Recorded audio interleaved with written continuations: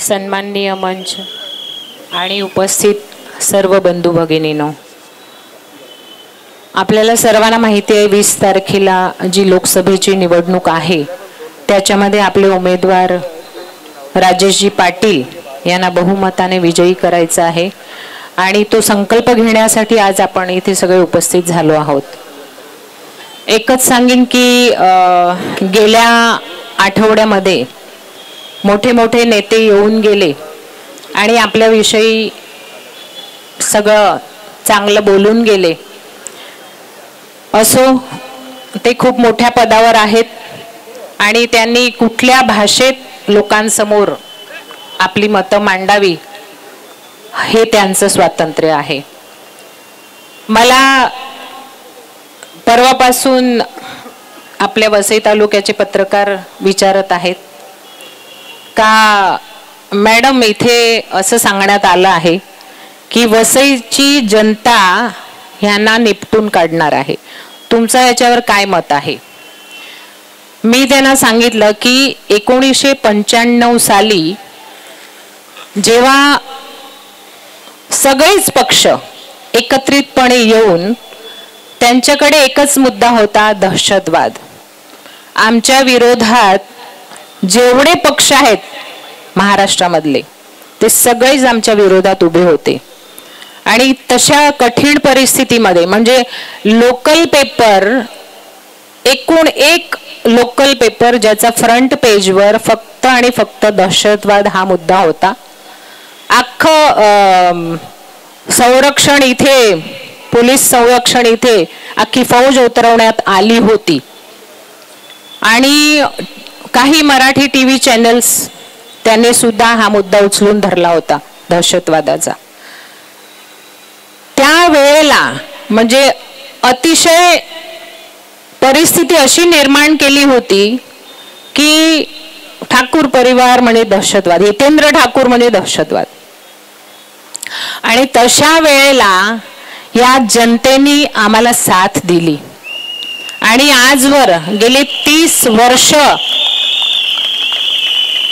ही जनता आमच्या बरोबर आहे, लोक आमच्या बरोबर आहे, सर्व जाती धर्माची लोक।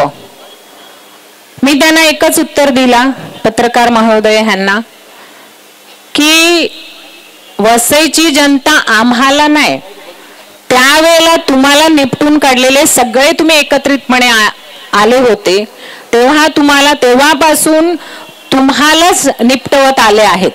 त्याच्यामुळे आम्हाला आणि असं पण विचारलं गेलं की मोठे मोठे पक्ष आहेत तुमच्या समोर, तुम्हाला कोणाचं आव्हान वाटते?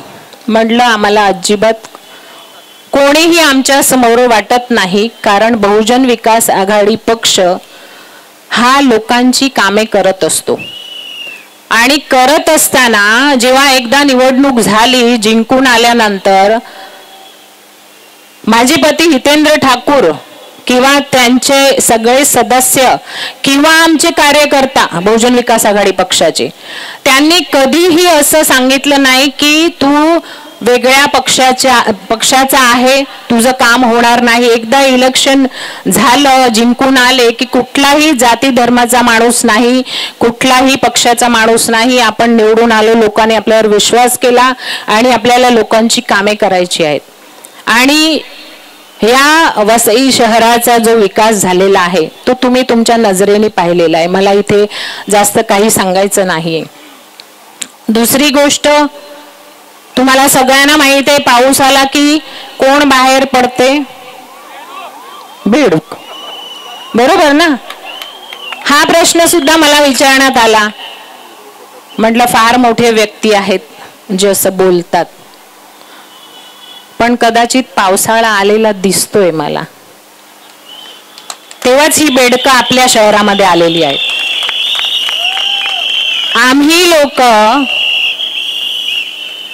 5 वर्षामध्ये वर्षाचे 12ही महिने 24 तास आम्ही लोकांबरोबर असतो। आम्ही निवडणूक आली का आम्ही कुठून तरी उगवतो असं नाहीये। मी आज जाहीर मध्ये एक गोष्ट तुम्हाला सांगते। परवा गुजराती समाजाची सगळी लोक आम्हाला पाठिंबा देण्यासाठी समाज उन्नती मंडळमध्ये वसईमध्ये जमलेले आणि त्यांचा पाठिंबा जाहीर केला.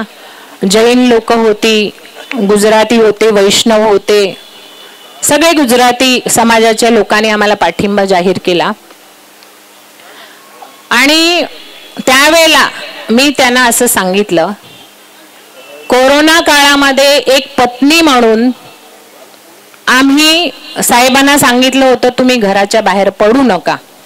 माझ्या मुलांनी सांगितलं होतं पप्पा कोरोनासारखी अशी बिमारी आलेली आहे, तुम्ही बाहेर जाऊ नका.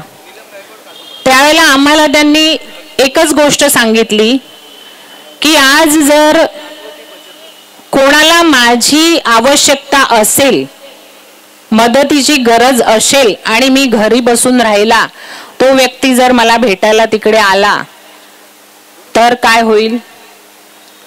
आम्ही काहीच त्यांना बोलू शकलो नाही. तो दिवस आणि आज तुम्ही सगळे साक्षी आहात की हा माणूस आपल्या ऑफिसच्या खुर्चीवर कधी बसला नाही, बाहेर बसलेला असतो सगळ्यांसाठी.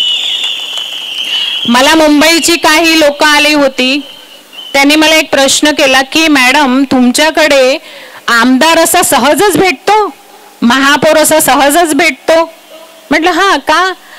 म्हणे आमच्याकडे मुंबईला एखाद्या नगरसेवकाला जर भेटायचं असेल तर आम्हाला चिठ्ठी पाठवायला लागते, अपॉइंटमेंट घ्यायला लागते, आणि तेही त्याची मर्जी असेल तर आज नाही उद्या, उद्या नाही परवा, पुढच्या आठवड्यात, 15 दिवसांनी त्याच्या ऑफिसचे दरवाजे कायम बंद असतात. आणि इथे आपल्या ऑफिसाला दरवाजाच नाही मिळत.